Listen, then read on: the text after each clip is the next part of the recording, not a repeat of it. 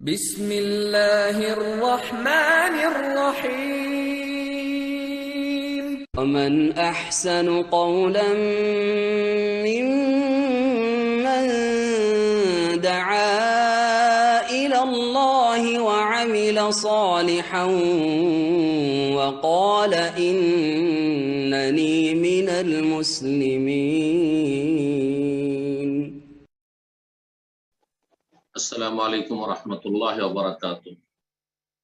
إن الحمد لله نحمده ونستعينه ونستغفره ونعوذ بالله من شرور أنفسنا ومن سيئات أعمالنا من يهده الله فلا مضل له ومن يضلل فلا هادي له وأشهد أن لا إله إلا الله وحده لا شريك له وأشهد أن محمدا عبده ورسوله صلى الله تعالى عليه وعلى آله وصحبه وسلم تسليما كثيرا أما بعد. সম্মানিত দিনী ভাতৃমণ্ডলী, আল্লাহ রাব্বুল আলামিনের প্রশংসা এবং নবী মুহাম্মদ সাল্লাল্লাহু আলাইহি সাল্লামের উপর সালাতু সালামের পরে আজ 27শে রমজান আমরা শেষ করেছি সৌদি আরবে 28 রাত তারাবির পরে, ইশার সালাত এবং তারাবির পরে। আজ এই 27 রমজান মোতাবেক 9 মে 2021 আমাদের ধারাবাহিক আলোচনা যে গোটা বছর ধরে চলে আসছে নাজাত প্রাপ্ত দলের আকীদা, এর পর্ব নম্বর 45 নিয়ে আলোচনা করব। বিষয়বস্তু ধারাবাহিক, এটি চতুর্থ ঈমান বির রাসূল, রাসূলগণের প্রতি ঈমানের। আসল বিষয়বস্তু হচ্ছে আজকের মুজিজাতুল আম্বিয়া, নবী রাসূলগণের মুজিজা। আর এই দিয়ে ঈমান বির রাসূল, রাসূলগণের প্রতি ঈমান আমাদের আলোচনা শেষ হবে ইনশাআল্লাহ। তারপরে পরকাল সম্পর্কে আলোচনা শুরু হবে সামনের সপ্তাহ থেকে।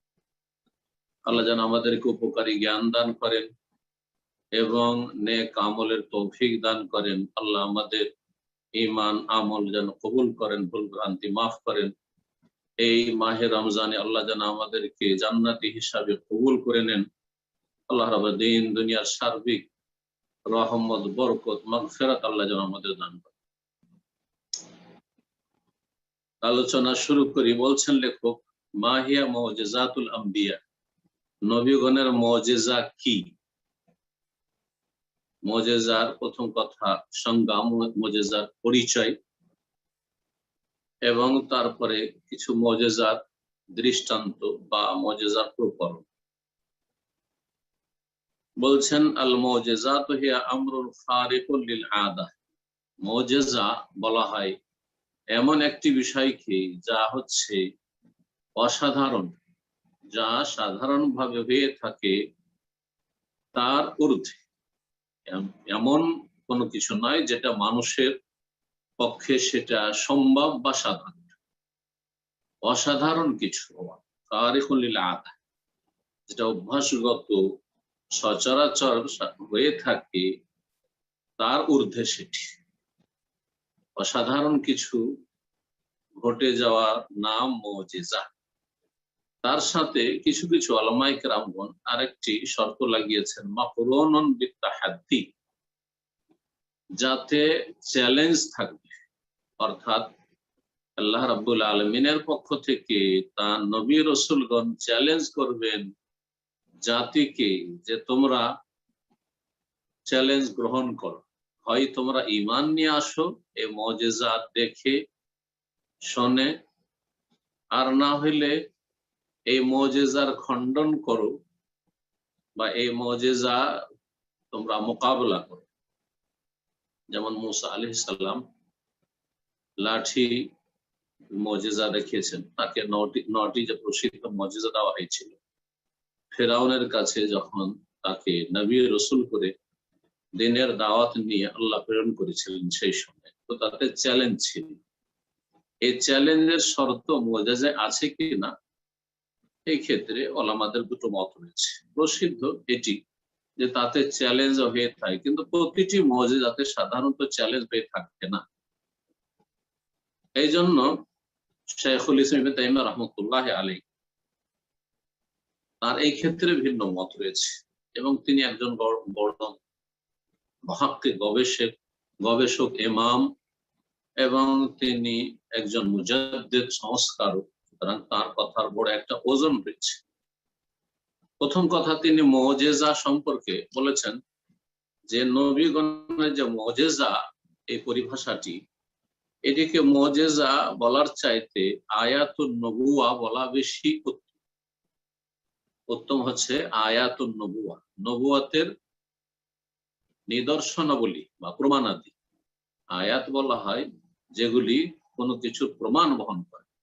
সৃষ্টিগত যে আয়াত বা নিদর্শন, আয়াত দুই রকম নিদর্শন, এক হচ্ছে আয়াতে কৌমিয়া সৃষ্টিগত নিদর্শন যা আল্লাহ করে থাকেন, আর এক হচ্ছে শরীয়তগত বিধানগত আয়াত যা কোরআনে কারীমের আয়াত বা দিনের বিধি বিধান। বললে ও আন্নিওয়ালা আয়, আমার পক্ষ থেকে পৌঁছে দাও, যদিও একটি আয়াত মানে শরীয়তের কোন বিধান হোক না।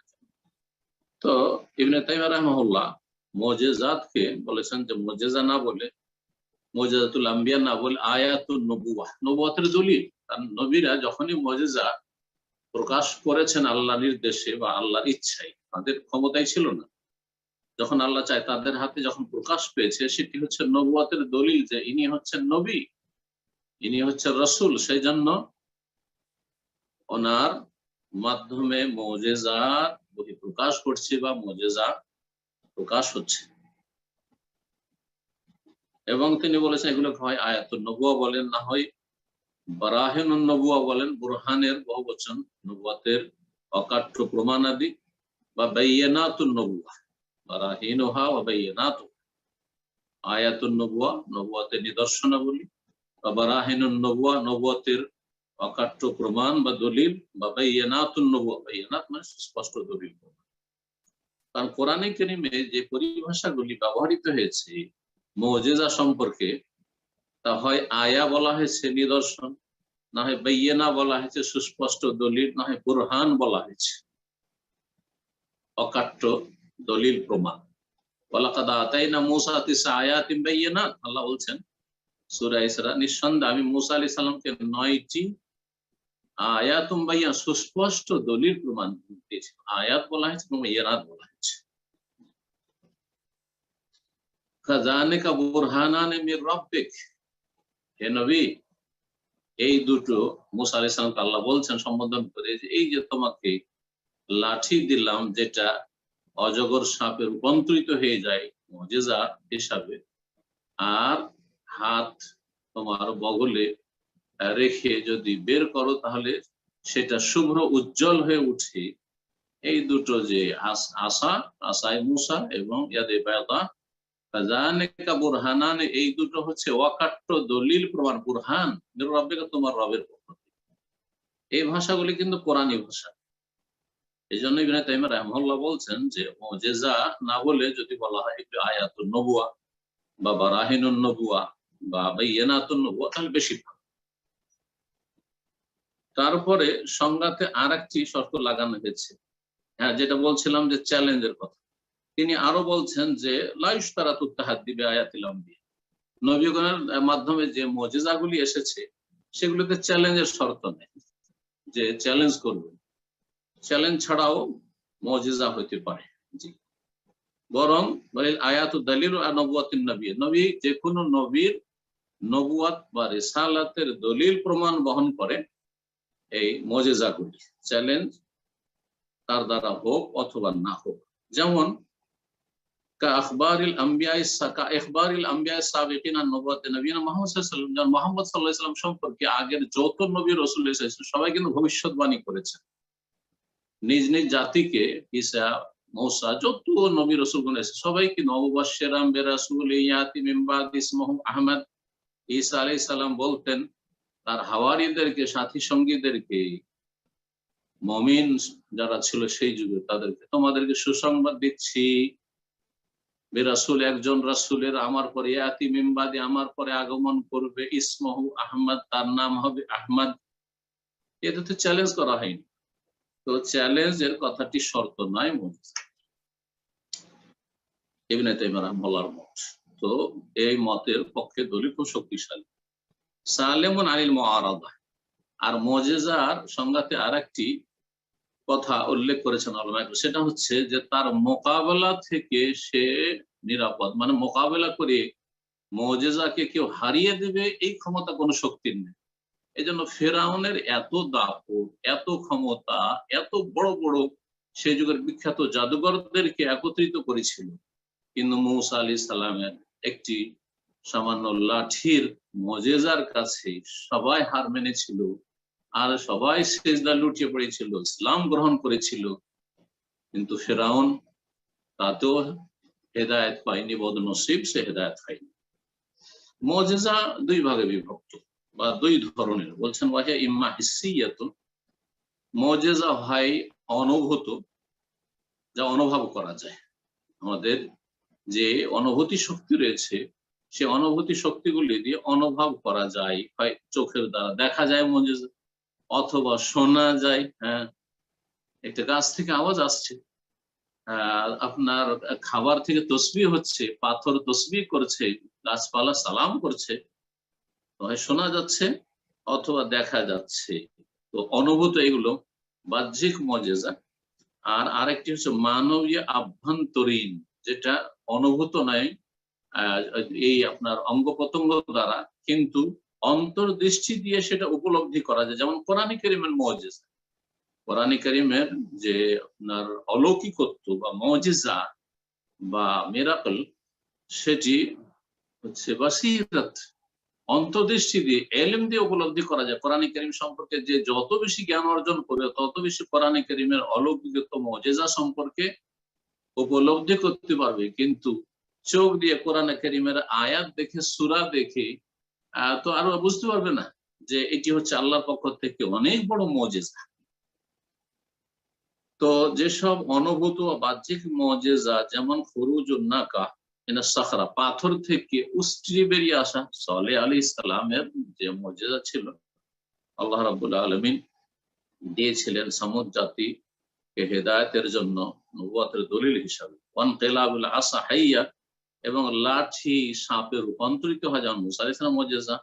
ওয়া কালামুল জামাদাত, আর যেসব আপনার আল্লাহ রাব্বুল আলামিনের সৃষ্টি রয়েছে, আপনার পাথর, আপনার পাহাড় পর্বত ইত্যাদির কথা বলা, অনাবে দ্বারা ইত্যাদি ইত্যাদি। ওয়াইমা মানবীয় অথবা আভ্যন্তরীণ মুজিজা দ্বিতীয় রকমের, তুশাহাদুল বাসিরা, যা বাসার চক্ষু দিয়ে দেখা যায় না, কান দিয়ে শোনা যায় না, কিন্তু অন্তর্দৃষ্টি দিয়ে উপলব্ধি করা যায়, যেমন মুজিজাতুল কোরআন, কোরআন কারীমের মুজিজা। নবী করিম সাল্লাল্লাহু আলাইহি ওয়াসাল্লামকে সব রকমের মুজিজা দেওয়া হয়েছিল। যে কোন নবীকে তার পূর্বে মুজিজা দেওয়া হয়েছে, যেই মুজিজাগুলি দেওয়া হয়েছে, ওই ধরনের মুজিজা নবী করিম সাল্লাল্লাহু আলাইহি ওয়াসাল্লামকে উত্তম রূপে তার চাইতে বড় ধরনের দেওয়া হয়েছে। ইল্লা ওয়ালাহু সাল্লাল্লাহু আলাইহি ওয়াসাল্লাম আযামু মিনহা ফি বাবিহা। প্রসিদ্ধ মূসা আলাইহিস সালামের মুজিজা, মূসা আলাইহিস সালামের মুজিজা, সালেহ আলাইহিস সালামের মুজিজা, যত মুজিজা রয়েছে, এই সমস্ত মুজিজার ক্ষেত্রে নবী সাল্লাল্লাহু আলাইহি ওয়াসাল্লামকে সবচেয়ে বেশি এবং সবচেয়ে বড় মুজিজা দেওয়া হয়েছে।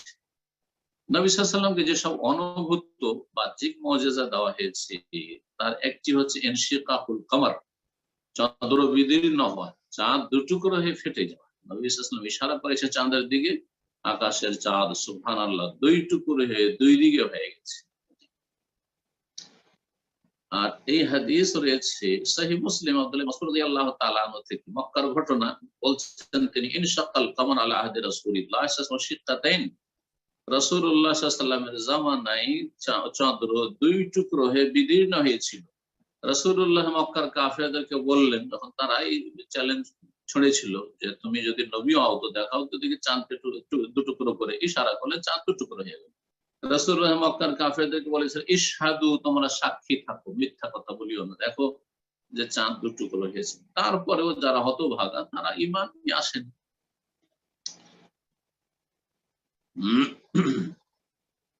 এইরকমই রাসূলুল্লাহ আরেকটি মুজিজা, হিনিল জিজ, খেজুরের কাণ্ড, খেজুরের গাছের যে কাণ্ড বডিটা রয়েছে, এটার কান্না, খেজুর গাছ থেকে আওয়াজ আসা, কান্নার আওয়াজ আসে। এই হাদিস সহিহ বুখারী আব্দুল্লাহ বিন উমর রাদিয়াল্লাহু তাআলা আনহু হতে বর্ণিত রয়েছে। ঘটনা এই ছিল যে নবী সাল্লাল্লাহু আলাইহি ওয়াসাল্লাম যখন প্রথম খুতবা দিতেন, তখন মসজিদে নববীতে একটি খেজুরের কাণ্ড সেখানে পোতা ছিল, সেই কাণ্ডে ভর দিয়ে হাত রেখে খুতবা দিতেন মেম্বার হওয়ার আগে। ফালামত্তু খেজাল মেম্বার, যখন মেম্বার তৈরি হইল, তাহাওয়ালা এলে তখন মেম্বারে উঠে গেলেন, আর ওই গাছে যে হাত দিয়ে তিনি খুতবা দিতেন সেটা ছেড়ে দিলেন। আর তখন ফাহান্নাল জিজউ, তখন ওই যে খেজুরের কাণ্ডটি ছিল নবী সাল্লাল্লাহু আলাইহি ওয়াসাল্লাম মোবারক হাত তাতে রাখতেন, তিনি রেখে খুতবা দিতেন, এটা থেকে যখন বঞ্চিত হইল তখন সেই কাণ্ড থেকে কান্নার আওয়াজ আসা শুরু হয়েছে। সুবহানাল্লাহ। নবী সাল্লাল্লাহু আলাইহি ওয়াসাল্লাম মেম্বার থেকে নেমে আসলেন সেই কাণ্ডটির কাছে, ফামাসাহায়াতাহু আলাইহি, তারপরে তাতে হাত বুলাইতে শুরু করলেন। তখন ধীরে ধীরে, যেমন ছোট বাচ্চার কান্নাকে মা বা বাবা দেখেছেন যে খুব যখন কান্না করে আস্তে আস্তে তাকে আদর স্নেহ করলে, গায়ে হাত বুলালে, মুখে মাথায় হাত ফিরালে ধীরে ধীরে ধীরে কান্নাটা ঠান্ডা হয়, ঠিক ওই রকমই আস্তে আস্তে করে কিছুক্ষণের মধ্যে সেই কান্নার যে আওয়াজটি আসছিল খেজুরের কাণ্ড থেকে সেটা থেমে গেল। আল্লাহু আকবার। রাসূলুল্লাহ সাল্লাল্লাহু আলাইহি ওয়াসাল্লাম আরেকটি মুজিজা হচ্ছে ওয়া নাবউল মা মিন বাইনি আসাবিহি শরীফা, নবী সাল্লাল্লাহু আলাইহি ওয়াসাল্লাম মোবারক হাতের আঙ্গুলের মাঝখান থেকে ফাঁক দিয়ে পানি উদ্বেলিত হওয়া। মাত্র একটা বাটিতে পানি আছে, একটা ছোট্ট পাত্রে পানি আছে, বাটির মতো বা আপনার ঘটি লোটার মতো, আর অনেক লোক রয়েছেন সেখানে, উজু করবে প্রায় 300 লোক, হাদিসে রয়েছে প্রায় 300 লোক। হাদিস সহিহ বুখারী মুসলিমে রয়েছে, তিরমিজি, নাসাই, মুসনাদ আহমদে রয়েছে। তো এই হাদিস প্রমাণ করে রাসূলুল্লাহ সাল্লাল্লাহু আলাইহি ওয়াসাল্লামের ঘটনা এই ছিল যে জাওরা নামক একটি জায়গা মদিনায়, সেখানে ছিলেন নবী সাল্লাল্লাহু আলাইহি ওয়াসাল্লাম, আর সেখানে পানি ছিল না। পাত্রে অল্প পানি ছিল, সেই পানিতে তিনি হাত রাখলেন। নবী সাল্লাল্লাহু আঙ্গুলের ফাঁক দিয়ে পানির ঝর্ণা বা পানির ফোয়ারা যেমন ফুটে ওই রকম পানি উদ্বেলিত হলো, পানি বের হতে শুরু হলো। সবাই উযু করলো। কাতাদা বলছেন, কুলতুলে আনাস, আমি আনাস রাদিয়াল্লাহু তাআলা সাহাবীকে বললাম, তিনি উপস্থিত ছিলেন সেখানে, কাম কুনতুম, সেই দিন কতজন আপনারা ছিলেন? কালা সালাসুমিয়া আও যুহা সালাসুমিয়া, আমরা 300 ছিলাম বা 300, আনুমানিক 300 ছিলাম, 300-র কাছাকাছি ছিলাম। এই হচ্ছে সহিহ হাদিস নবী সাল্লাল্লাহু আলাইহি ওয়াসাল্লাম মুজিজার ক্ষেত্রে। পানি, অল্প পানিতে, কিন্তু একেবারে কিছুই নেই, অস্তিত্বহীন, সেখান থেকে কোনো কিন্তু মুজিজা হয়নি। এটা একটি কথা মনে রাখবেন, যাতে করে কেউ আল্লাহ ছাড়া কোনো কাউকে নবী রাসূলকে সৃষ্টিকর্তা খালেক না বিশ্বাস করে। কোন মুজিজা দেখবেন খাবারের ক্ষেত্রে বরকত হয়েছে, অল্প খাবারে, জাবের বাড়িতে দাওয়াতে সামান্য একটু গোস্ত ছিল মাত্র কয়েক কিলো, আর একটা ছোট বকরির বাচ্চা, আর কয়েকটা রুটি ছিল। সুবহানাল্লাহ, বহু লোক খেয়ে শেষ করে দিচ্ছেন, আর গোস্তের পরিমাণ আরো বেড়ে যাচ্ছে, রুটির পরিমাণ আরো বেড়ে যাচ্ছে। এই ঘটনা সহিহ বুখারীতে রয়েছে। কিন্তু এমন হয়নি যে কোনো কিছু নাই, কোনো কিছু না, আর সেখান থেকে মুজিজা হঠাৎ করে, এরকমটা হয় নাই।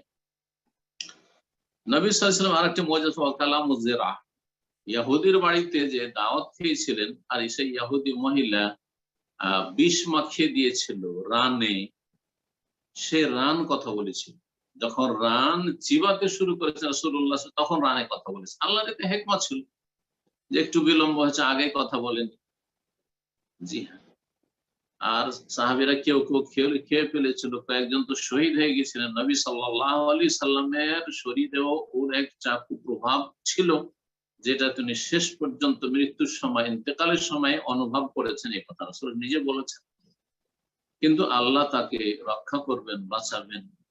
মুখে দিয়ে চিবাতেই এই রান, যে বিষ মাখা রান, রাসূলুল্লাহ সাল্লাল্লাহু আলাইহি ওয়াসাল্লাম কথা বলেছে যে আপনি খাবেন না, এতে বিষ মিশানো রয়েছে। আল্লাহু আকবার। এই হাদিস মুসনাদে দারমিতে রয়েছে, জাবের রাদিয়াল্লাহু তাআলা আনহু থেকে বর্ণিত। নবী সাল্লাল্লাহু আলাইহি ওয়াসাল্লাম বলেছেন, আখবারাতনি হাযিহি ফি ইয়াদি আযরা, ওই মহিলা বলল যে আপনি কেমন করে জানলেন যে আমি বিষ মাখিয়েছি? যে মহিলা বিষ দিয়েছিল খবিসা ইহুদি, আর ইহুদিরা জঘন্য খবিস, মানবতার শত্রু। নবী সাল্লাল্লাহু আলাইহি সাল্লাম বললেন ওই মহিলাকে যে এই যে রানটি রয়েছে, রানে আমাকে এই সংবাদ দিয়েছে যে এতে বিষ মিশানো রয়েছে। সেই মহিলা তখন বলল যে না, হ্যাঁ আমি এতে বিষ দিয়েছি। তাসবিহ তম, রাসূলুল্লাহ সাল্লাল্লাহু আলাইহি ওয়াসাল্লামের সামনে খাবার তসবিহ করতো, সুবহানাল্লাহ আলহামদুলিল্লাহ, এই তসবিহ আসতো খাবার থেকে। রাসূলুল্লাহ সাল্লাল্লাহু আলাইহি সাল্লাম বলছেন যে আমি এমন পাথরকে চিনি মক্কায়, যে পাথর, যে গাছ আমাকে সালাম দিত। রাসূল গাছে সালাম দিত, পাথরে সালাম দিত। আল্লাহু আকবার। ওয়া গায়রা যালিকা মিম্মা তাওয়াতারাত বিহিল আখবারুস সাহিহ, অনেক বিশুদ্ধ হাদিস রয়েছে, দলিল প্রমাণ রয়েছে এই নবী সাল্লাল্লাহু আলাইহি ওয়াসাল্লামের মুজিজা সম্পর্কে।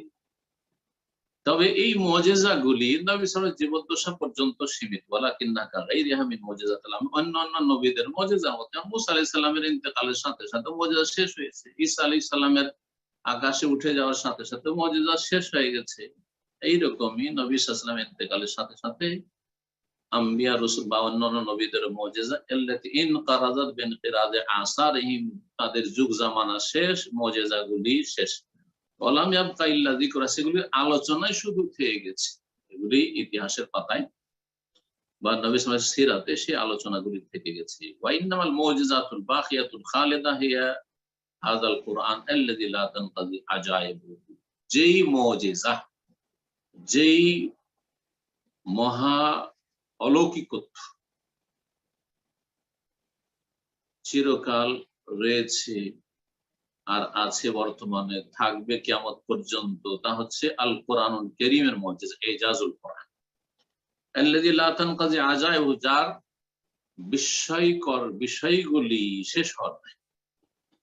কোরআন কারীমের যে কোনো দিক নিয়ে আপনি গবেষণা করেন, সব দিকে মুজিজা ফুটে ওঠে।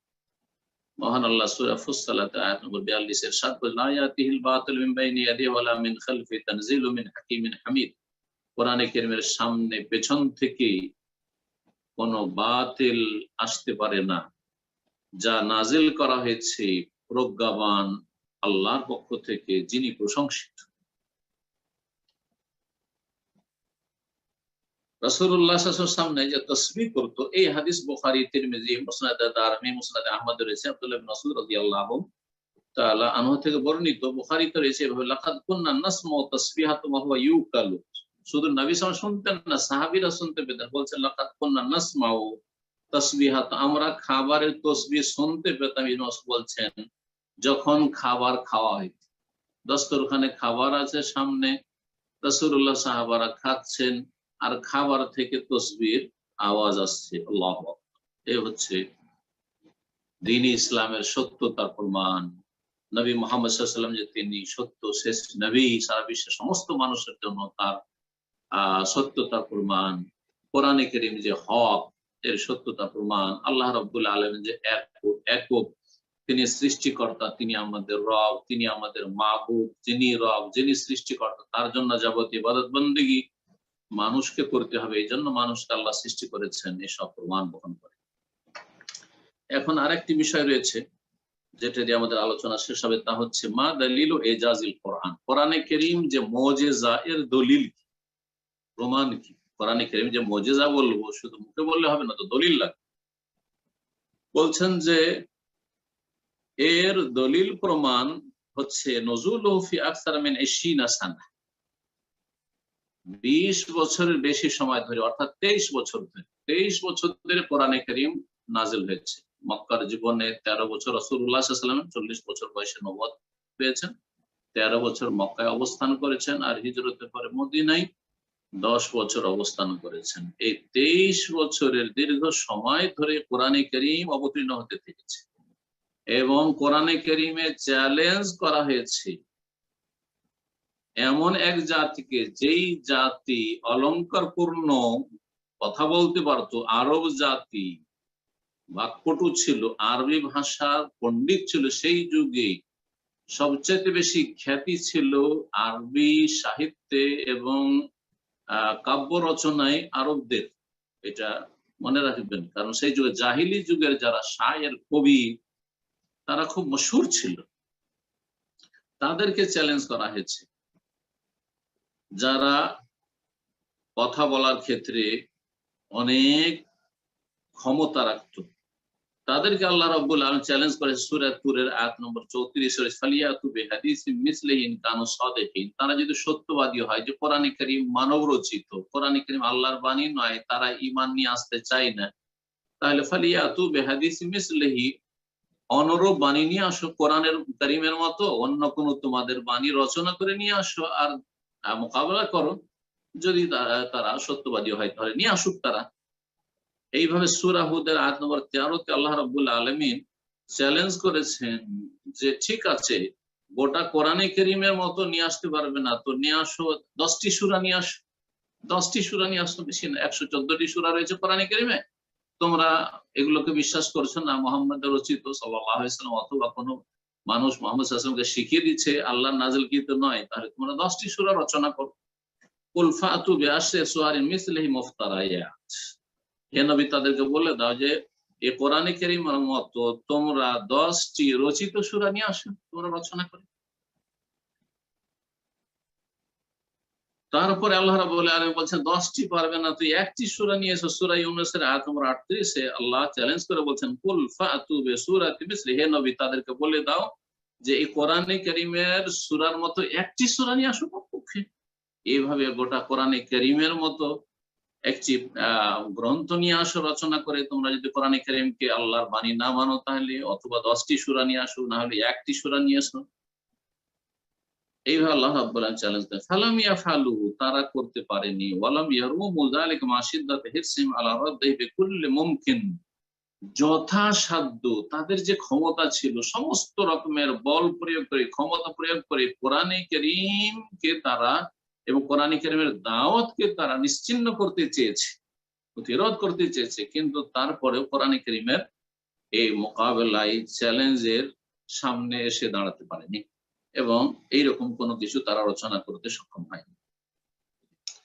অথচ কোরআনে কারীমে যে অক্ষরগুলি রয়েছে, যে বাক্যগুলি রয়েছে, তাদেরই কথা, এগুলো তাদের বোধগম্য। তার আরবি ভাষায় কথা বলতো, আলিফ থেকে ইয়া পর্যন্ত, আলিফ বা তা সা করে ইয়া পর্যন্ত কোরআনে কারীমে অতিরিক্ত কোনো অক্ষর নেই বা বর্ণ নেই, যেগুলি তাদের কাছে রয়েছে সেগুলি দিয়ে কোরআনে কারীম আল্লাহ নাযিল করেছেন।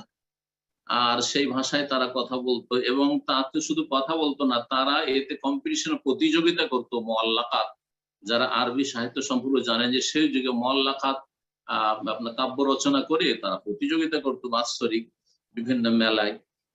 তারপর আল্লাহ রাব্বুল আলামিন তাদের সামনে তাদেরকে ডেকে ঘোষণা করে দিচ্ছেন স্পষ্ট ভাষায় যে তোমরা কখনো পারবে না, তোমরা অপারগ, এবং কোরআনে কারীম হচ্ছে অসাধারণ গ্রন্থ আল্লাহ রাব্বুল আলামিনের, যার মোকাবেলা করা কোন জিন মানুষের জন্য সম্ভব নয়। সূরা ইসরা, বনী ইসরা আয়াত নম্বর 88 আল্লাহ ইরশাদ করেছেন, কুল, হে নবী বলে দাও, লাইন ইসতামাতিল ইনসু ওয়াল জিন্নু আলা আইয়াতু বিমিসলি হাদাল কুরআন লা ইয়াতুনা বিমিসলি ওয়ালাউ কানা বা'দুহুম লিবা'দিন যাহিরা। হে নবী তুমি বলে দাও, লাইন ইসতামাতিল ইনসু ওয়াল জিন, সমস্ত মানুষ এবং জিন যদি এক হয়ে যায়, একত্রিত হয়ে যায়, আলা আইয়াতু বিমিসলি হাদাল, করে এই বিষয়ের উপর একমত হয়ে যায় যে এই কোরআনের মতো কোন একটি গ্রন্থ নিয়ে আসবো, পুস্তক নিয়ে আসবো রচনা করে, লা ইয়াতুনা বিমিসলিহি, এর মতো নিয়ে আসতে সক্ষম হবে না, পারবে না।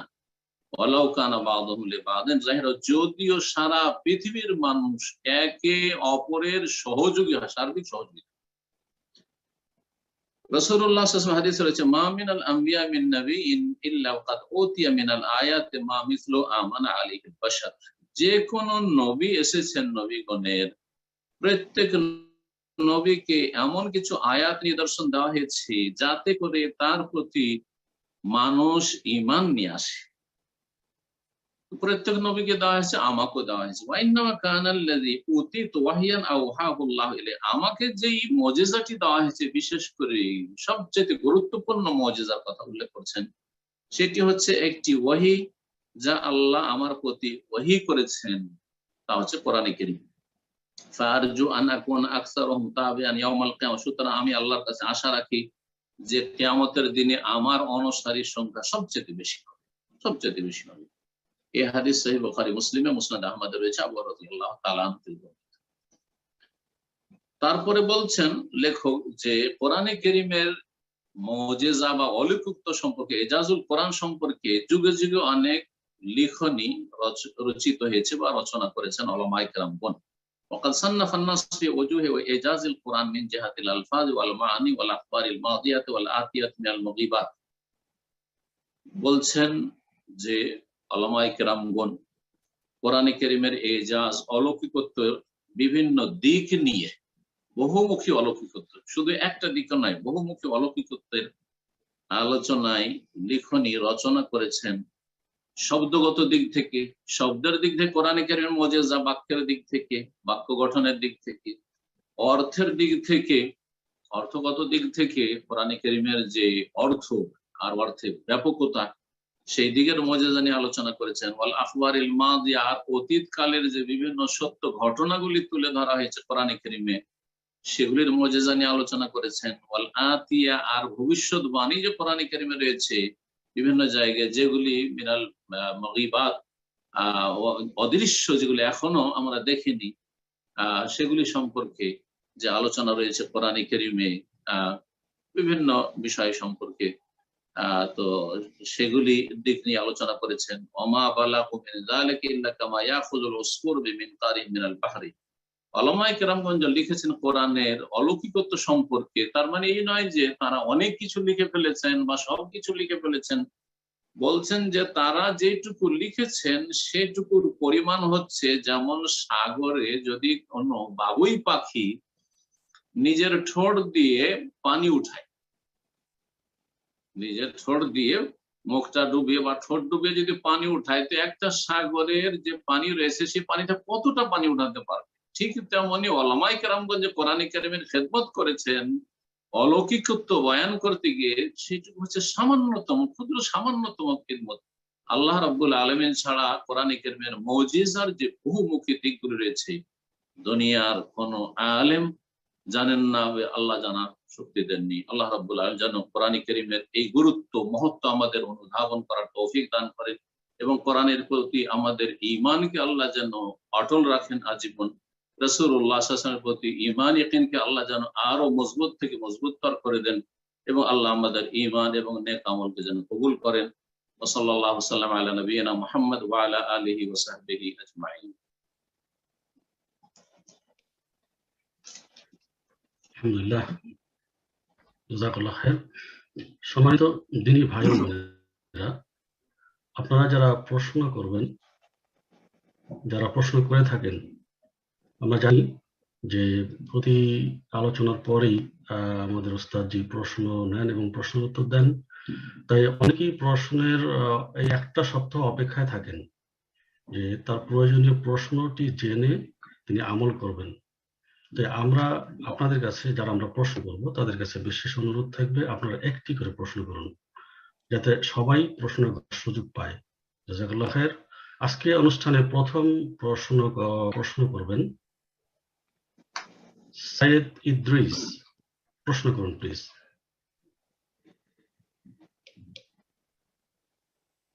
আসসালামু আলাইকুম। ওয়া আলাইকুম আসসালাম ওয়া রাহমাতুল্লাহি ওয়া বারাকাতুহু। জি, প্রথমে আমি আপনার কাছে দোয়া চাইতেছি। আমার এই যে একটু শোল্ডার পিছনে বাতের ব্যথা হইতে পারে বলতেছে, অনেকদিন যাবত থেরাপি দিয়ে ভালো হচ্ছে, একটু দোয়া করবেন প্লিজ। আল্লাহ শিফা দান করুন, শিফাক আল্লাহ আফাক। আল্লাহ দ্রুত আল্লাহ আপনাকে সুস্থতা দান করুন। প্রত্যেক মুমিন মুমিনাতকে যে যেখানে আছেন আল্লাহ যেন সুস্থ রাখেন। জি, আমার প্রশ্ন ফিতরার ব্যাপারে। এখানে নিউ ইয়র্কে থাকি আমি, তো $10 করে ধরা হয়েছে। এখানে স্থানীয় মসজিদে ফিতরার টাকাটা কালেক্ট করে, অনেকে সুবিধার জন্য টাকা দিয়ে দেয়। এই মসজিদ থেকে আবার বাংলাদেশের সাথে গরিব মিসকিনদের টাকা মানে বিতরণ করে সব সময় মোটামুটি। এখন আমি ফিতরার টাকাটা আত্মীয়ের মাধ্যমে বাংলাদেশে দিয়ে দিই, ওখানে চাউল কিনে দেওয়া হয়। তো আমার বোনের প্রশ্ন ছিল যে ভাই রেগুলার চাউল না কিনে আমি পোলার চাউল, সেমাই, ঘি এগুলি দেই, চিনি, তাহলে কি হবে? আমি বলছি আমি জিজ্ঞেস করে নেই রেগুলার চাউল ছাড়া এগুলো হবে কিনা। আর ফিতরাটা কি টাকা দিয়ে এখানে যে দেয়, এটা কি অনেকে প্রশ্ন যে কি অনেকে বলে যে হবেই না, আবার অনেকে বলে যে হবে। যেহেতু জি। দেওয়ার জন্য একটু অসুবিধা আছে। আর ফিতরাটা কয়দিন আগে দিতে হবে? আমি যদি 2 দিন আগে দেই, ঈদ মনে করেন এখানে বৃহস্পতিবার। মাশাআল্লাহ, অনেক প্রশ্ন। ঠিক আছে, বুঝে নিয়েছি। বিসমিল্লাহির রহমানির রহিম, আলহামদুলিল্লাহ, ওয়াসসালাতু ওয়াসসালামু আলা রাসূলিল্লাহ ওয়া আলা আলিহি ওয়া সাহবিহি ওয়া মাওয়ালা, আম্মা বাদ। ফিতরা সম্পর্কে প্রশ্ন করেছেন আর বিভিন্ন দিক নিয়ে প্রশ্ন করেছেন। এর উপর সুন্দর সুন্দর আলোচনা রয়েছে আমাদের কোরআন সুন্নাহর সালাফি আলেমদের, আমারও আলোচনা রয়েছে। বিস্তারিত সবগুলি দিক নিয়ে আলোচনা রয়েছে, আপনারা ইন্টারনেটে ইউটিউবে শুনে নিতে পারবেন। তবে সংক্ষেপে ভাই যখন জিজ্ঞেস করেছেন, আর এটি হচ্ছে এই সময় উপযোগী প্রশ্ন, সুতরাং এই প্রশ্নের গুরুত্ব রয়েছে। ফিতরা রাসূলুল্লাহ ফরজ করেছেন, ফিতরা ফরজ মাথা প্রতি। ফিতরা দিতে হবে খাদ্যদ্রব্য থেকে, এটি হচ্ছে রাসূলুল্লাহ সাল্লাল্লাহু আলাইহি ওয়াসাল্লামের সুন্নাহ। এর বিপরীত কোনো কিছু প্রমাণিত নেই, কোন সাহাবী থেকে এর প্রমাণ নেই। একজন সাহাবী থেকে প্রমাণ নেই যে তিনি ফিতরায় খাদ্যদ্রব্য ছাড়া, সেই যুগে যেসব খাদ্যদ্রব্য ছিল প্রচলিত, সেসব খাদ্যদ্রব্য খাবার ছাড়া অন্য কোনো কিছু দিয়ে, টাকা দিয়ে, তখনকার যুগে দিরহাম, দিনার, স্বর্ণ মুদ্রা, রৌপ্য মুদ্রা ছিল, সেগুলি দিয়ে দেননি। সুতরাং একজন মুসলিমের জন্য আল্লাহকে ভয় করা উচিত এবং তার ঈমানের হেফাজত হচ্ছে তার আমলটা যাতে আল্লাহর কাছে কবুল হয়, এই চিন্তাটা সবচেয়ে বড় চিন্তা হইতে হবে, গুরুত্বপূর্ণ বিষয় হইতে আপনার আমার জীবনে, যে আমার ইবাদত হচ্ছে আল্লাহর কাছে গ্রহণযোগ্য হয়, মাকবুল হয়। যদি রিজেক্ট করে দেওয়া হয়, যদি মুখে ছুড়ে দেওয়া হয় কিয়ামতের দিনে যে তোমার ফিতরাই সারা জীবন কবুল হয়নি, কারণ তুমি নবীর আদর্শ মোতাবেক চলেনি, কি করবেন? সুতরাং এমন কোন ঝুঁকিতে যাবেন না। পরবর্তীকালে ওলামারা ইখতিলাফ করেছেন, মযহাবের ইখতিলাফ হয়েছে, কোন মযহাবে জায়েজ আছে টাকা দেওয়া, আর কোন মযহাবে জায়েজ নেই মোটেই, ইত্যাদি। সুতরাং আপনি পরের ইখতিলাফ দেখবেন না, আসল জায়গা থেকে ইসলাম নেবেন, তা হচ্ছে কোরআন কারীম থেকে, রাসূলুল্লাহ সাল্লাল্লাহু আলাইহি ওয়াসাল্লামের আদর্শ সুন্নাহ থেকে এবং সালাফে সালেহিনের প্রথম সারিতে সাহাবায়ে কেরাম তাদের আমল থেকে। সুতরাং খাবার দিয়ে ফিতরা দেবেন, আর খাবার মানে যেটা মানুষ খেয়ে দিয়ে বেঁচে থাকে, এই নয় টেম্পোরারি খাবার যেটা স্বাদের জন্য মাঝে মধ্যে খেয়ে থাকে, সেগুলি দিয়ে নয়। সুতরাং যে প্রশ্ন করেছেন সিমুই দিয়ে, চিনি দিয়ে, ঘি দিয়ে, তেল দিয়ে, না না, এগুলো দিয়ে ফিতরা আদায় হবে না। ফিতরা হইতে হবে কুত মানে যা খেয়ে দিয়ে মানুষ সারা জীবন বেঁচে থাকতে পারে। যেমন চাউল, কেউ যদি ভাত খায় সারা জীবন ভাত খেয়ে থাকতে পারবে। হাদিসে এসেছে গমের কথা, জবের কথা, খেজুরের কথা। আরবরা সেই যুগে খেজুর খেয়ে, এখনকার যুগের লোকেরা হয়তো খেজুর খেয়ে থাকবে না, কিন্তু মানুষ যদি নিরুপায় হয় তো খেজুর খেয়ে সারা জীবন বেঁচে থাকতে পারবে, কিশমিশ খেয়ে সারা জীবন বেঁচে থাকতে পারবে। সেই জন্য সেগুলি রয়েছে। এক যুগে আমরা ছোটকালে জবের ছাতু খেয়েছি, জবের রুটি খেয়েছি, এখন জব পাওয়া যায় না। তো যেটা যে যুগে পাওয়া যাচ্ছে, বর্তমান বিশ্বে অধিকাংশ মানুষ যেহেতু ভাত খাচ্ছে, সুতরাং চাউল দিয়ে দিতে পারে, কারণ হাদিসের তাম কথাটিও এসছে খাদ্যদ্রব্য, আর প্রধান খাদ্য আজকাল হচ্ছে ভাত বা চাউল, সুতরাং চাউল দিয়ে দিতে পারে। কিন্তু কোন এলাকায় যদি রুটি খায় আর তারা যদি গম দিয়ে দেয়, তাহলে কোনো অসুবিধা নেই, যে গমের রুটি খাচ্ছে অথবা অন্য কোনো রুটি খাচ্ছে, দেয়, অসুবিধা নেই। এক কথায় কাপড় চোপড় চলবে না। আর এই ফিতরা যে টাকা দিয়ে দেবেন, এই ক্ষেত্রে বলছেন যে কোন একটা সংস্থাকে দিচ্ছেন, ধরেন মসজিদে দিচ্ছেন, সংস্থাকে যখন দিচ্ছেন আপনি, বা কাউকে দায়িত্ব দিচ্ছেন আপনার ফিতরাটা আদায় করার জন্য, তিনি আপনার পক্ষ থেকে শরীয়তের ভাষায় উকিল মানে দায়িত্বশীল। আমরা যে কোর্টে আদালতের ক্ষেত্রে উকিল বলি, কেন? আমরা নিজের কথাটাকে ওখানে ব্যক্ত করতে পারি না, যেন উকিল ধরতে হয়, যে আমার কথার পক্ষ থেকে সাফাই পেশ করবে সেখানে গিয়ে হাকিমের সামনে। তো উকিল আমি নিজে সরাসরি ফিতরা দিতে পারছি না, সেই জন্য একটা মসজিদ কর্তৃপক্ষকে অথবা একটা ইসলামী সেন্টারকে অথবা কোন এক ব্যক্তিকে আমি দায়িত্ব দিয়েছি, ভাই আমার ফিতরাটা তুমি আদায় করে দিও।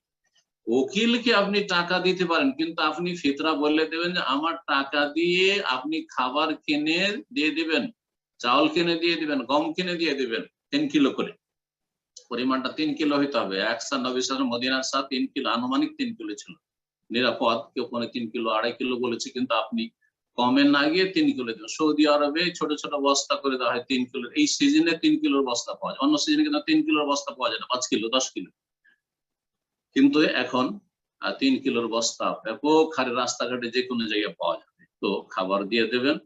আর উকিলকে যদি দেন টাকা, তো টাকা দিতে পারবেন ফিতরা কেনার জন্য, ফিতরার মূল্য, ফিতরা নয় সেটা, টাকাটা মূল্য। আর বলবেন যে ফিতরা কিনে আমার পক্ষ থেকে আদায় করে দেবেন, সেটা আপনার ওখানে হোক যেখানে থাকছেন আপনি, কোন সংস্থা বা মসজিদ বা প্রতিষ্ঠান, অথবা বাংলাদেশে হইলো যাকে টাকা দিচ্ছেন বলবেন আমার টাকা দিয়ে ফিতরা কিনে খাবার কিনে ফকির মিসকিনকে বিতরণ করে। মনে রাখবেন এই অজুহাত চলবে না যে আজকালকার ফকির মিসকিনেরা বা মানুষের অভাবীরা খাদ্যদ্রব্য নিতে চায় না, চাউল নিতে চায় না। হ্যাঁ, কারণ অভাব নেই, তার টাকা দিয়ে ফুটানি করবে সেই জন্য, তাহলে সে ফকির মিসকিন নয়।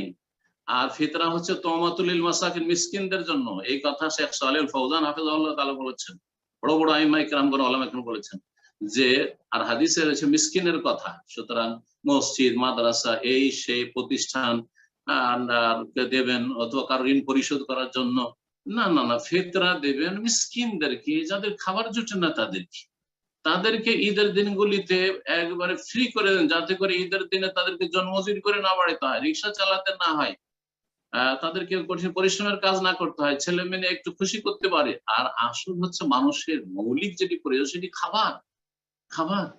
সেই খাবার দিয়ে দিবেন। খাবার যদি বাড়িতে থাকে তো অন্যান্য প্রয়োজন তারা মিটিয়ে নিবে। তো আল্লাহ রাব্বুল যেন বুঝার তৌফিক দান করেন, আর এইভাবে সুন্নতি তরিকা ফিতরা আদায়ের তৌফিক দান করেন। ফিতরা সম্পর্কে অন্য কোনো প্রশ্ন থেকে গেলে আপনারা এরপরে প্রশ্ন করতে পারবেন ইনশাআল্লাহ। জাযাকাল্লাহ খাইর।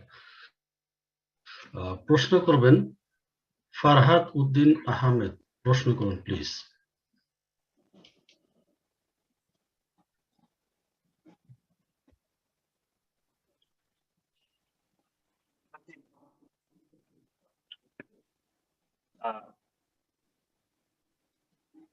জি আপনার বলেন। কথা আসছে না।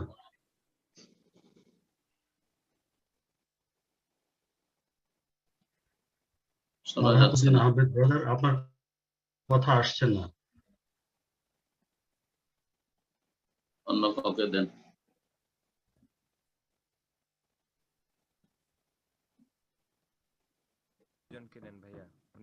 সবাই নষ্ট না করে অন্য কাউকে দেন। আসসালামু আলাইকুম।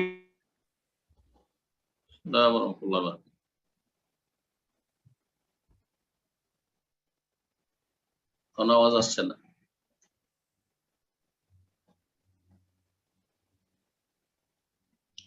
এবার প্রশ্ন করবেন, আপনি একটু পরে, আপনার ফোনের সাউন্ডের প্রবলেম মানে প্রবলেম আছে, যাই হোক ফারহাদ ভাই আপনি একটু পরে আসেন। এবার প্রশ্ন করবেন রাফিউল হাসান। প্রশ্ন করুন প্লিজ। আসসালামু আলাইকুম শাইখ। ওয়ালাইকুম আসসালাম ওয়া রাহমাতুল্লাহি ওয়া বারাকাতুহু। জি শাইখ, প্রশ্ন করার আগে আমাদের শাইখ আবু বকর জাকারিয়া স্যারের জন্য আপনার কাছে দোয়া চাচ্ছি। উনি অসুস্থ আছেন। আল্লাহ শিফা দান করেন শেখ আবু বকর জাকারিয়াকে এবং প্রত্যেক উলামা ইকরামকে, যে যেখানে আছেন, ভালো মানুষদেরকে, মুসলিম ভাই বোনদেরকে আল্লাহ রাব্বুল আলামিন সারা বিশ্বের সমস্ত ভালো মানুষদেরকে জন্য শিফা দান। জি শাইখ, আমার প্রশ্ন হচ্ছে, আমার আম্মু আমার নানুর কাছ থেকে ৬,০০০ টাকা ধার নিয়েছিলেন। তো আমার নানু মারা গেছেন, তো ওই টাকাটা আসলে পরিশোধ করা হয়নি। তো ওই টাকাটা এখন আমার আম্মু কি করতে পারেন সেই ব্যাপারে আর কি যদি। ওই টাকাটা মিরাসে ফিরিয়ে দেবে, অর্থাৎ পরিত্যক্ত ধন সম্পদ অন্যান্য আছে তাতে ফিরিয়ে দেবে।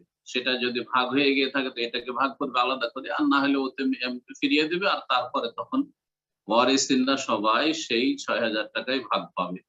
যদি আপনার আম্মার ভাই থাকে, বোন থাকে, তারা সবাই তাতে শরীক হবে। এক কথায় আপনার নানির যে ওয়ারিসিন রয়েছে, উত্তরাধিকারী যারা ইন্তেকালের সময় ছিল, যারা জীবদ্দশায়, তারা সকলে ওই ৬,০০০ টাকার ওয়ারিস হবে, ফারায়েজে ভাগ বন্টন করতে হবে।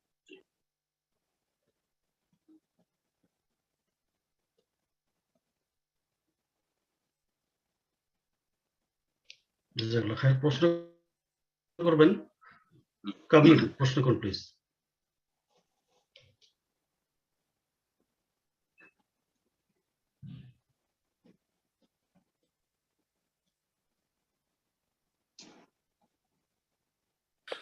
আসসালামু আলাইকুম শাইখ। আসসালামু আলাইকুম ওয়া রাহমাতুল্লাহি ওয়া বারাকাতুহু। জি বলেন। আমি বাফেলো নিউ ইয়র্ক থেকে বলছি। আমি যেই মসজিদে নামাজ পড়ি সূরা ফাতিহা পড়ার সুযোগ থাকে না, তখন আমি কি করব? কি সূরা ফাতিহা পড়া ছাড়াই থাকবো, নাকি অন্যভাবে কোনোভাবে কিছু করা যায়?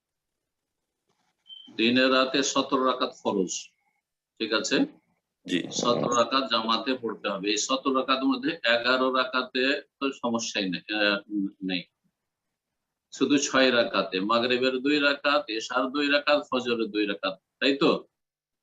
হ্যাঁ, ঠিক আছে। এই 17 রাকাতের মধ্যে শুধু 6 রাকাতে তেলাওয়াত করছে উচ্চ স্বরে, আর সময় পাচ্ছেন না, তো কখন তেলাওয়াত করবেন? এখন এই জেহেরি সালাতে তেলাওয়াত কি একবারে আবশ্যক বাধ্যতামূলক সূরা ফাতিহা মুক্তাদির জন্য, নাকি এই ক্ষেত্রে ছাড় আছে? অনেক সালাফি ওলামাদেরও এই ক্ষেত্রে ভিন্ন মত রয়েছে, যেমন ইবনে তাইমিয়া রাহিমাহুল্লাহ, আলবানী, তাদের কাছে সেটি মত অনেক শক্তিশালীও। এইটাকে একবারে উড়িয়ে দেওয়া যায় না, যে না পড়লেও হয়ে যাবে কারণ শুনছে। তবে তারপরে আমরা বলি ইমাম বুখারী, এর বিপরীত ইমাম বুখারী রাহিমাহুল্লাহ, তারপরে ইমাম শাফিঈ, আর অনেক আহলে হাদিস ওলামাদের, ভারত, বাংলাদেশ, পাকিস্তান উলামা আহলে হাদিসদের ফতোয়া হচ্ছে যে সূরা ফাতিহা পড়তেই হবে। সুতরাং এই ক্ষেত্রে বলবো যে কোরআন যে শোনার কথা আল্লাহ বলেছেন সেটা হচ্ছে আম কথা, সাধারণ কথা, আর সূরা ফাতিহাটা পড়ে নিতে হবে সেটা হচ্ছে ব্যতিক্রম, সেটা হচ্ছে খাস খাস বিষয়। তো এই জন্য সময় দিক আর নাই দিক ওয়ালাদ-দাল্লিন আমিন যখন পড়া হলো তখন আপনি সূরা ফাতিহা পড়ে নেবেন, আর তারপরে তখন শুনবেন আপনি। এটা সতর্কতামূলক আমল করতে পারেন, সতর্কতামূলক আমল করতে পারেন। আর আমি এটাই করি, সূরা ফাতিহা পড়ি, সূরা ফাতিহা পড়ি। কিন্তু কেউ যদি এই 6 রাকাতে শুধু সূরা ফাতিহা নাও পড়ে, তো তার নামাজ বাতিল হয়ে যাবে, সালাত হবে না, এ কথা বলবো না। যেমন কেউ যদি জোহরে, আসরে, সিররি যখন ইমাম মনে মনে পড়ছে আর তার পড়ার সুযোগ আছে, তারপরেও ইক্তাদাতু বিহাযাল ইমামের কানা মুকাল্লিদ, হ্যাঁ, যে ইমামকে সব ভেরে দিয়েছি, ইমামকে আত্তাহিয়াতুটাও ছেড়ে দেন, দুরূদটাও ছেড়ে দেন, তাকবীর গুলো ছেড়ে দেন, রুকু সিজদা তাসবিহও ছেড়ে দেন, কেন পড়ছেন আপনি? বরং পুরো সালাতটাই দিয়ে দেন আর বাড়িতে বসে থাকে, কবুল হবে? লা সালাতা লিমান লাম ইয়াকরা বিফাতিহাতি, সূরা ফাতিহা ছাড়া সালাত হয় না। সুতরাং তাদের সালাত হয় না যারা পড়ার সুযোগ আছে তারপরে পড়ে না। কিন্তু এখানে যেহেতু দুই পক্ষে দলিল শক্তিশালী রয়েছে, সেজন্য বলবো না যে সালাত বাতিল হবে। তবে আবার বলছি, সতর্কতামূলক সূরা ফাতিহা পড়ে নেবেন, ইমামের সূরা ফাতিহা। আল্লাহ তাআলা।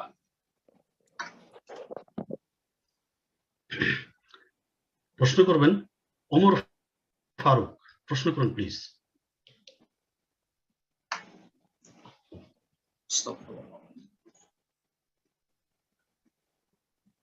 আসসালামু আলাইকুম সাহেব। ওয়ালাইকুম আসসালাম ওয়া রাহমাতুল্লাহি ওয়া বারাকাতুহু। শেখ, আমি বাংলাদেশ থেকে বলছি। তো শেখ, আমার প্রশ্নটা হলো যে ল রিলেটেড আর কি। যে কেউ যদি শেখ মনে করেন যে আল্লাহর আইন উত্তম, কিন্তু তারপরও এটার বিরুদ্ধে আইন বানায়, তাহলে সেই ক্ষেত্রে আইনটা কি শিরকি হবে, নাকি এটা কবিরা গুনাহ হবে? এবং যারা এই যে ল পড়ছেন এবং বিশ্ববিদ্যালয়গুলোতে, তো তাদের জন্য কি হবে? যে তারা একদিকে বিশ্বাস করছেন যে আল্লাহর আইনই উত্তম, কিন্তু তারা আবার দেশের আইন টাইনও পড়ছেন। তো এই পুরো বিষয়টা একটু যদি সংক্ষেপে বলেন, এটা কি গুনাহ হবে নাকি শিরক হবে, পুরো বিষয়টা। জি জি, ঠিক। আল্লাহর আইন উত্তম বলা যথেষ্ট না, বলতে আল্লাহর আইনই ফরজ প্রত্যেক মুসলিমের জন্য, যে যেখানে থাকুন না কেন, যে কোন স্তরে হোক না কেন, হাকিম হোক আর মাহকুম হোক, মানে নেতৃত্বে থাকুক অথবা সাধারণ জনগণ হোক, আল্লাহর আইনের বাস্তবায়ন করা জীবনের সর্বস্তরে ফরজ। তারপরেও যদি না করে, কিন্তু অস্বীকার করে না, আল্লাহর আইন, এটা ইয়াকিন রয়েছে যে আল্লাহর আইনই ফরজ, কিন্তু আমরা করতে পারছি না, অথবা দুনিয়ার স্বার্থে করছে না, কিন্তু অস্বীকার করে না, দিন ইসলামের বিধানকে অস্বীকার করে না, দণ্ডবিধানকে অস্বীকার করে না, কোরআনে কারীমের বিধিবিধান সম্পর্কে, কোরআন সুন্নাহ সম্পর্কে সে শ্রদ্ধাশীল, ঈমান রাখে, তাহলে তাকে গুনাহগার বলা হয়েছে, ফাসিক বলা হয়েছে, তার কাবিরা গুনাহ। কখনো জুলম, যদি ঘুষ খেয়ে কোরআন সুন্নাহ বিরোধী আপনার ফয়সালা করে, তাহলে সে জালেম। তার ব্যক্তি স্বার্থে কার উপর জুলম অত্যাচার করে, এরকম বিচার করতে গিয়ে, তাহলে জালেম। এই জন্য আল্লাহ কোরআনে কারীমে 3 ভাগে ভাগ করেছেন। কাউকে কাফের বলে, সবাইকে কাফের বলেননি। কাউকে যে কোরআনে কারীমের আইন আর মানুষের আইনকে সমান মনে করবে, এটা দিয়ে চলে, ওইটা দিয়ে চলে, সে মুসলিম নয়। আর যদি কেউ বলে যে না কোরআনে কারীম ফরজ, কোরআনের বিধান ফরজ, কিন্তু আমরা পারছি না, সম্ভব নয়, আমরা দুর্বল মুসলিমরা ইত্যাদি, তাহলে ফাসিক কাবীরা গুনাহে রয়েছে, গুনাহগার, এটি হচ্ছে ফিসক অথবা যুলম, অত্যাচার। এই জন্য ফাসিকুন, জালেমুন, কাফিরুন 3 ভাগ আল্লাহ ভাগ করেছে। জি।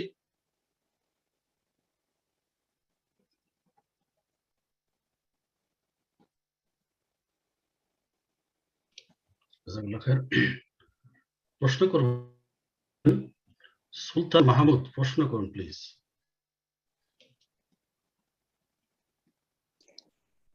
আসসালামু আলাইকুম রহমতুল্লাহ সাহেব। আসসালামু আলাইকুম ওয়া রাহমাতুল্লাহি ওয়া বারাকাতুহু। বলেন। সাহেব, আমার প্রশ্ন হচ্ছে, আমার স্ত্রী যখন গর্ভবতী ছিল সেই মুহূর্তে কিছু রোজা ভাঙতে হয়েছিল, কিন্তু পরবর্তী সেটা বাচ্চা ছোট থাকার কারণে সেটা উঠাই দিতে পারে নাই। তো এটা কি তখনই উঠাই দিতে পারবে, নাকি নিয়ম আছে যে 1 বছরের মধ্যে উঠাই দিতে পারবে? উঠাই দিতে পারবে মানে কাজা করতে পারবে, এটাই তো? আপনার ভাষা অন্য ভাষা, আঞ্চলিক ভাষায় কথা বলছেন।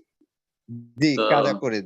হ্যাঁ, কাজা 1 বছরের মধ্যে কাজা করা উচিত, কিন্তু যদি দেখা যায় যে শারীরিক অসুস্থতার কারণে 1 বছরের মধ্যে করতে পারেনি, নিজে কমজোর ছিল, অথবা বাচ্চা খাতিরে করতে পারেনি, বাচ্চার জন্য, বাচ্চা দুধ পাচ্ছে না, কষ্ট হচ্ছে, তাহলে রমজান পার হয়ে গেল, অসুবিধা নেই, কিন্তু কাজাই করতে হবে, কাজা করতে হবে। এই ক্ষেত্রে যেসব ইখতিলাফ রয়েছে সেগুলোর দিকে ভ্রুক্ষেপ না করে আপনার স্তন্যদানকারিণী অথবা গর্ভধারণকারিণীর যে সিয়াম বলি ছুটে যাচ্ছে, তার দৃষ্টান্ত বা উদাহরণ হচ্ছে অস্থায়ী রোগীর মতো, অস্থায়ী রোগীর মতো বা মুসাফিরের মতো। মুসাফির আর অস্থায়ী রোগীর ক্ষেত্রে বিধান হচ্ছে ফাইদাতুম মিন আইয়ামিন উখর, অন্য দিনে সংখ্যাগুলি পূরণ করতে হবে।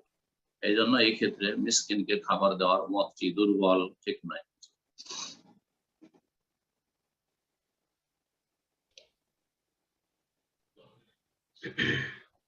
জাযাকাল্লাহ খায়ের। জি, বলো। ফরহাদউদ্দিন আহমেদ, আপনি কি প্রশ্ন করবেন? ফরহাদউদ্দিন আহমেদ, আপনাকে আনমিউট করে দিচ্ছি, আপনি প্রশ্ন করুন প্লিজ।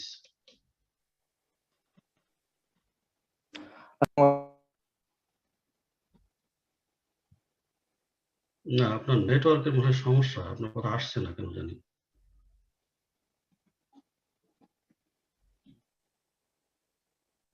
জি, অন্য আপনার কাউকে কথা দেন, আসছে না। ইনশাআল্লাহ অন্য মাধ্যম দিয়ে লিখিত Sorry. দিয়ে দিবে, আপনাদেরকে প্রশ্ন করেন সামনে। জি, প্রশ্ন করবেন মোহাম্মদ খাইর, প্রশ্ন করুন প্লিজ। আসসালামু আলাইকুম রহমতুল্লাহ বারাকাতুহু। ওয়ালাইকুম আসসালাম ওয়া রাহমাতুল্লাহি ওয়া বারাকাতুহু। বলেন। ওস্তাদজি, আমার প্রশ্ন হচ্ছে যে এটা জিন থেকে কি কোনো সাহায্য নেওয়া যাবে, বা জিনকে ব্যবহার করে কোন রকমের চিকিৎসা নেওয়া যাবে কিনা? জিনকে যদি কেউ বশে করে, যে বশে করার বিদাতি তরিকা রয়েছে, আর সেটা শিরক থেকে মুক্ত নয়, শিরক কুফরি না করলে, জিনের যে সব তলব রয়েছে সেগুলি পুরা না করলে জিন বশে হয় না বা অধীনস্থ হয় না। তো জিন বশে করা হারাম, জায়েজ নয়। এবং কাউকে স্বাধীনকে গোলাম বানানো, যেমন মানুষ স্বাধীনকে গোলাম বানায়, লাআনাল্লাহু মান আব্বাদা মুহাররারান, হাদিস রয়েছে, কেউ স্বাধীন ব্যক্তিকে কেউ যদি দাস বানায় তাহলে তারপর লানত রয়েছে। কোন মানুষের ক্ষেত্রে ঠিক তেমনি জিনের ক্ষেত্রে আপনি গায়ের জোরে, ক্ষমতার জোরে কোন একটা বড় জিন, দাপটওয়ালা জিনকে দিয়ে দুর্বল জিনগুলোকে বশ করে রাখলেন ইত্যাদি, এসব জায়েজ নয়। আর সাধারণত এগুলোর ক্ষেত্রে শিরক কুফরি তাদেরকে করতে হয়, জিনদের জন্য শিরকিয়া কিছু করতে হয়, জিনদের সান্নিধ্য হাসিলের জন্য ইবাদত বন্দেগী তাদেরকে দিতে হয়, এসব করে তারা। কিন্তু এগুলো গোপনে থাকে, তারা শিরকি আকীদায় নিয়ে মরে, আর অসাধারণ কিছু দেখায় অথবা দুনিয়ার কিছু ইনকাম করে, কবিরাজরা এসব করে থাকে। আর স্বেচ্ছায় যদি কোনো জিন, ভালো জিন, মুমিন জিন আছে, স্বেচ্ছায় চলে আসে, আসার পরে বলে, জিনদের মধ্যে অনেকে আছে চিকিৎসক আছে, যে তোমাকে আমি কিছু চিকিৎসা শিখিয়ে দিচ্ছি, তুমি এগুলো দিয়ে করো, তোমাকে আমি হেল্প করছি, তাহলে জায়েজ আছে। যেমন একজন অপরজন থেকে সহযোগিতা আমরা নিয়ে থাকি, সহযোগিতা নিয়ে থাকি, বা তাআওয়ানু আলাল বিররি ওয়াত তাকওয়া, নেকির কাজে, আল্লাহ ভীরুতার কাজে একে অপরকে তোমরা সাহায্য করো। এক মানুষ আরেক মানুষের সাহায্য করে। আমরা অনেক কিছু অন্যদের কাছ থেকে শিখেছি, আমাদের জুনিয়রদের কাছ থেকে অনেক কিছু শিখেছি, আমাদের কাছ থেকে আপনারা শিখছেন। ঠিক তেমনি জিন যদি স্বেচ্ছায় কারো কাছে এসে তাকে শেখায়, তাহলে অসুবিধা নাই, কিন্তু সেগুলিকে দেখতে হবে যে সেটা কোরআন এবং হাদিসের সাথে সাংঘর্ষিক যেন না হয়। আবার বলছি, জিন বশে করা জায়েজ নয়, হারাম।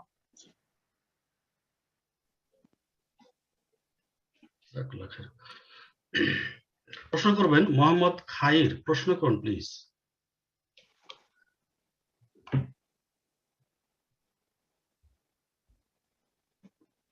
মোহাম্মদ খায়ের তো মানে প্রশ্ন করলেন নাকি? না, এটা ছিলেন ওই কি বলে ফরহাদ উদ্দিন আহমেদ, উনি। আচ্ছা আচ্ছা, ঠিক আছে। জি জি জি জি জি, আমি কি প্রশ্ন করতে পারি? মোহাম্মদ খায়ের প্রশ্ন করুন। আমি নিউ ইয়র্কের সানিসাইড থেকে বলছি। আমার প্রশ্ন হলো, দুইটি আমলের মধ্যে কোনটি উত্তম? একটি হলো জিকির আজকার তাসবিহ তাহলিল, অপরটি হলো কোরআনে কারীম পাঠ করা। আর দ্বিতীয় আরেকটি প্রশ্ন, আল্লাহ সুবহানাহু ওয়া তাআলাকে আপনি করে বলা উত্তম না তুমি করে বলা উত্তম? জিকির করা উত্তম না কোরআনে কারীমের তেলাওয়াত উত্তম? কোরআনে কারীমের অর্থ বুঝে যদি তেলাওয়াত করেন তাহলে সেটা সবচেয়ে উত্তম, কারণ কোরআনে কারীমের তেলাওয়াত জিকির, আর তার সাথে অর্থ উপলব্ধি করলেন, বুঝলেন, আপনি আরবি ভাষা বুঝেন, অর্থ সহ আপনি কোরআন পড়ে তেলাওয়াত করলেন। সুতরাং জিকির প্লাস ইলম হাসিল, দ্বীনের জ্ঞান, আল্লাহ সম্পর্কে, আল্লাহর দ্বীন সম্পর্কে, আল্লাহ রাসূল সাল্লাল্লাহু আলাইহি ওয়াসাল্লাম সম্পর্কে জ্ঞান হাসিল হবে। কোরআনকে মানুষের হেদায়েতের জন্য নাযিল হয়েছে, শুধু পাঠ করার জন্য, আবৃত্তি করার জন্য নয় যে অর্থ বুঝলাম না শুধু পাঠ করলাম। আর জিকির আজকারের ফায়দা নিজের মধ্যে সীমিত। যদি আপনি সুবহানাল্লাহ, আলহামদুলিল্লাহ, লা ইলাহা ইল্লাল্লাহ, আমি এই আজ রাতে, এই মোবারক রাতে যদি বসে বসে আমি আমার বাসাতে সারা রাত জিকির আজকার করি, বা এই যে আপনাদের সাথে ঘন্টা খানেক বা তার বেশি থাকবো, এই জিকির আজকার করতাম, তো আমারই শুধু ফায়দা হয়তো, আপনাদের সামান্যতম কোনো লাভ হইতো না। কিন্তু আমি যে আপনাদের সাথে বসে আছি 1 ঘন্টা, তার মধ্যে কোরআন সুন্নাহর আলোচনা করলাম, এটা হচ্ছে জিকির এবং গুরুত্বপূর্ণ জিকির, যাতে আমার তো ফায়দা হইলো, আপনাদের ফায়দা হইলো, এবং এটা যত মানুষের কাছে পৌঁছিবে এই কথাগুলি, তাদের সবার ফায়দা হবে। আল্লাহ জানেন যে কত লোকের ফায়দা হবে। সুতরাং এটা অনেক উত্তম, কিন্তু শর্ত হচ্ছে যে কোরআনে কারীম অর্থ বুঝে পড়তে হবে, যাতে কিছু ইলম হাসিল হয় কোরআনে কারীম থেকে। যতবার পড়ছেন কিছু না কিছু কোরআনের জ্ঞান অর্জন করছেন। আল্লাহ যেন তৌফিক দান করেন। আর আল্লাহ রাব্বুল আলামিন কিভাবে সম্বোধন করব, আল্লাহ রাব্বুল আলামিনের ক্ষেত্রে সম্বোধন আপনি দিয়ে হইতে হবে, এটা কোনো আবশ্যক না। কিন্তু কেউ যদি আপনি করে তো ভালো, কেউ যদি তুমি বলে কোনো অসুবিধা নেই, তবে তুই কথাটি খারাপ লাগে। দেখেন, যাকে আমরা ভালোবাসি কিন্তু শ্রদ্ধা করি, তুমি বলে থাকি, আর তুই কথাটি অনেক সময় ঝগড়া লাগলে যাকে তুমি বলছেন, আপনি বলছেন, তুই তুই শুরু করে দেন, তাহলে বোঝা যাচ্ছে যে আল্লাহকে অনেকে যে তুই বলে, আল্লাহ তুই আমাকে দে, হ্যাঁ আল্লাহ এটা কর, এটা খানিকটা বেয়াদবি। তো এটা না করে আপনি তুমি বলেন, কোনো অসুবিধা নেই, আপনি বলেন, অসুবিধা নেই। তারপরে জেনে রাখা উচিত যে বাংলাতে আপনি আর তুমি আর তুই 3 রকমের সম্বোধন আছে, ইংরেজিতে নেই, আরবিতে মোটে নেই। আন্তা, আন্তা মানে আপনি, আন্তা মানে তুমি, আন্তা মানে তুই, সবকিছুই। সুতরাং কোনো অসুবিধা নেই ইনশাআল্লাহ। জি, প্রশ্ন করবেন আব্দুল হামিদ সোহেল, প্রশ্ন করুন প্লিজ।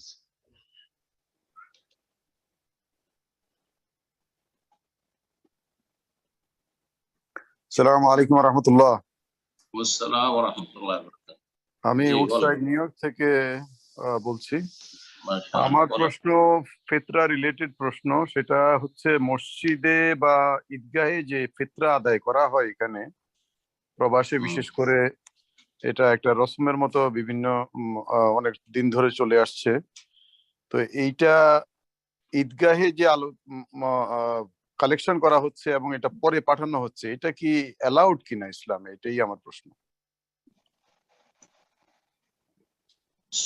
আপনার ঈমানের হেফাজত এবং আপনার এই ফরজ আদায়ের ক্ষেত্রে সতর্কতা হচ্ছে যে ঈদের আগে গরিব মিসকিনের কাছে পৌঁছে যাবে।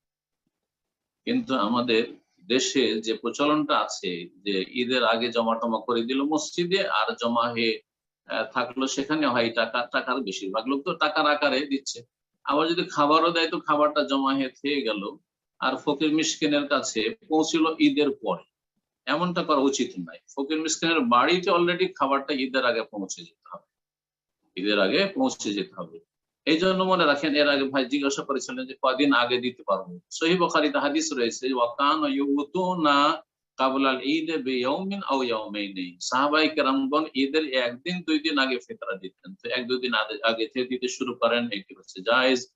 আর উত্তম হচ্ছে ঈদের চাঁদ ওঠার পর থেকে শুরু করে, আর সকালবেলা দিতে পারলে ভালো, সকালবেলা ফজরের পরে পরে। কিন্তু এই সৌদি আরবে কিন্তু সকালবেলা দেওয়ার কোনো সুযোগ নেই, ফজরের সাথে দৌড় দিতে হয় একেবারে ঈদগাহে।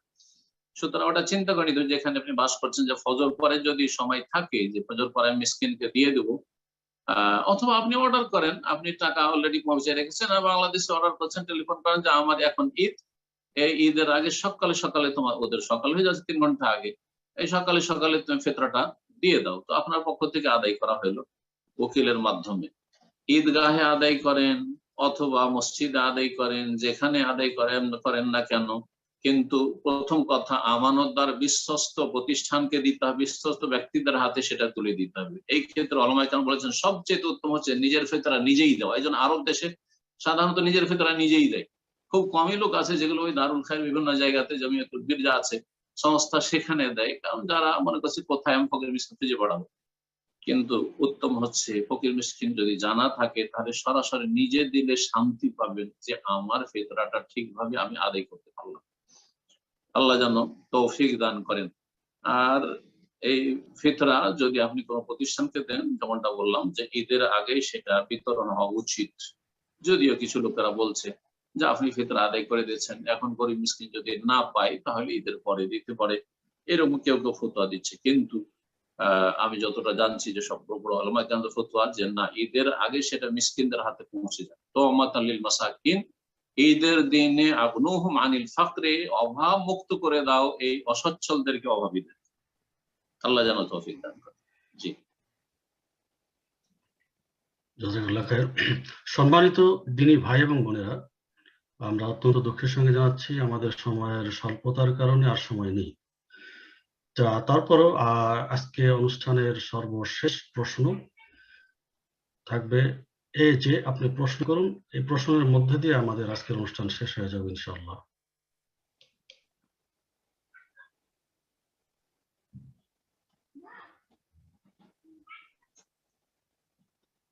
আসসালামু আলাইকুম রাহমাতুল্লাহ।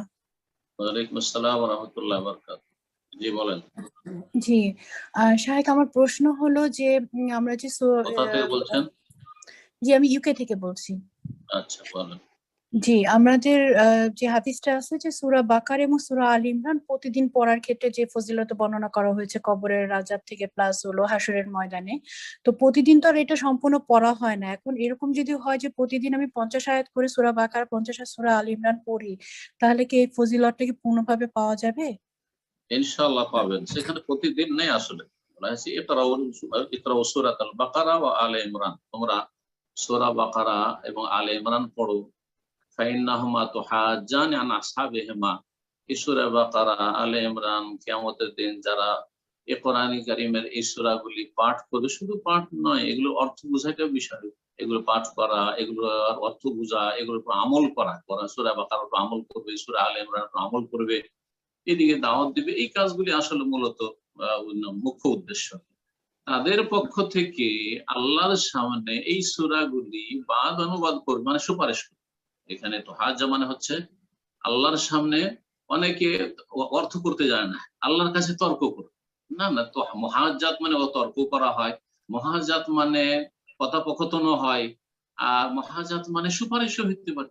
তো আল্লাহর সামনে সুপারিশ করে যে আল্লাহ এদেরকে আমি জান্নাতে নিয়ে যাব, বা এদের জন্য আমি সুপারিশ করছি, এদের কল্যাণের জন্য, এদের মুক্তির জন্য।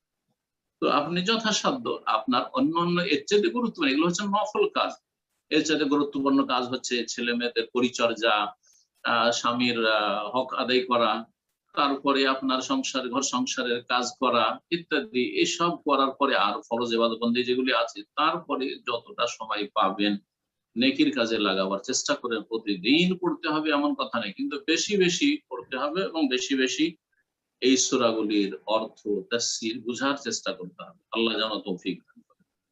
জাযাকাল্লাহ খাইর। জি ওস্তাদ, দোয়া করে শেষ করে দেন ইনশাআল্লাহ।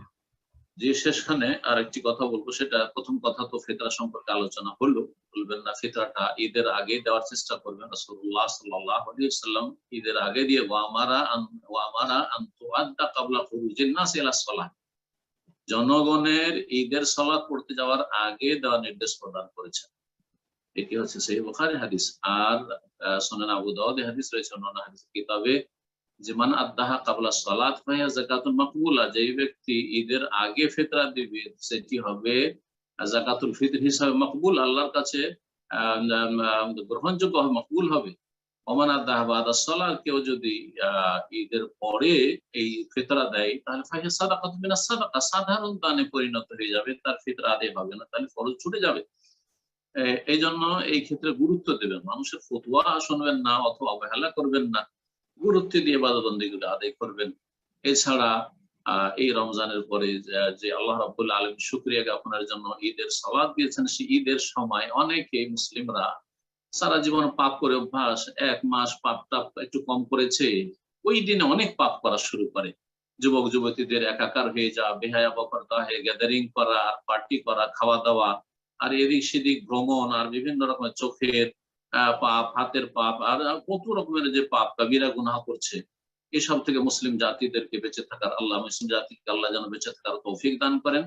এবং তার সাথে সাথে বলবো যে ঈদের চাঁদ যখন উঠে যাবে তখন তাকবীর পাঠ করবেন, সুন্নতি তাকবীর। যেখানে থাকেন, ঘরে থাকেন, মসজিদে থাকেন, রাস্তাঘাটে থাকেন, তাকবীর পাঠ করবেন, উচ্চ স্বরে পাঠ করবেন ঈদের সালাত পর্যন্ত, ঈদুল ফিতরের তাকবীর। আল্লাহু আকবার, আল্লাহু আকবার, লা ইলাহা ইল্লাল্লাহ, আল্লাহু আকবার, আল্লাহু আকবার, ওয়ালিল্লাহিল হামদ। কারণ আল্লাহ রাব্বুল আলামিন বলেছেন ওয়ালি তুকমিলুল ইদ্দাহ, যেখানে আল্লাহ রমজান সিয়ামের কথা আলোচনা করে সূরা বাকারায়, আল্লাহ বলছেন যাতে করে তারা কি বলে তুকমেল, যাতে তোমরা তুকমেলুল ইদ্দাহ, সংখ্যা পূরণ করো, 29 অথবা 30, চাঁদ দেখে সিয়াম শুরু, চাঁদ দেখে সিয়াম শেষ করা বা ঈদ করা। ওয়ালি তুকাব্বিরুল্লাহ আলা মা হাদাকুম, আর যেহেতু আল্লাহ তোমাদেরকে এই হিদায়াত নসিব করেছেন, তৌফিক দিয়েছেন যে সিয়াম, কিয়াম, লাইলাতুল কদর, অনেক নেকি কাজ করতে পারলে, সুতরাং আল্লাহর বড়ত্ব মহত্ব প্রকাশ করে এই তাকবীর পাঠের মাধ্যমে। তো তাকবীর পাঠের নির্দেশ কোরআনে কারীমে রয়েছে, অনেক গুরুত্বপূর্ণ, যদিও কাজটি সুন্নাত কিন্তু কোরআনী নির্দেশ। ওয়ালাআল্লাকুম তাশকুরুন, আর যাতে করে তোমরা আল্লাহর শুকরিয়া জ্ঞাপন করো, ঈদের সালাতের মাধ্যমে শুকরিয়া আদায় করা। আর তারপর আত্মীয় স্বজনদের সাথে দেখা সাক্ষাৎ করা, তাদের খোঁজ খবর নেওয়া, কারো সাথে যদি ভুল বুঝাবুঝি থাকে, মনোমালিন্য থাকে, তো সেগুলিকে সারিয়ে নেওয়া। কেউ আপনার বাড়ি আসছেন না, আপনি নিজেই চলে গেলেন, কেউ আপনাকে আপনার রাগ করেছে বা অসন্তুষ্ট হয়েছে কোনো আপনার খারাপ আচরণের জন্য, তাদের কাছে ক্ষমা চেয়ে নিলেন, অন্তরকে পরিষ্কার করার চেষ্টা করবেন। আল্লাহ রাব্বুল আলামিনের কাছে একমাত্র মুক্তি পাবে ওরা যারা আল্লাহর কাছে সুস্থ অন্তর নিয়ে হাজির হবে। ইয়াউমা লা ইয়ানফাউ মালুন ওয়ালা বানুন ইল্লা মান আতাল্লাহ বিকলবিন সালিম, সুস্থ অন্তর নিয়ে, অন্তরে যেন হিংসা, বিদ্বেষ, শত্রুতা, ঘৃণা, মুসলিম ভাই বোনদের সম্পর্কে আক্রোশ, দুশ্মনী, এগুলো যেন না থাকে। আল্লাহ সমস্ত রোগ থেকে আমাদেরকে মুক্ত হওয়ার এবং অন্তরকে মুক্ত করার তৌফিক দান করেন। সাল্লাল্লাহু আলা নবিয়িনা মুহাম্মদ ওয়া আলা আলিহি ওয়া সাহবিহি আজমাইন।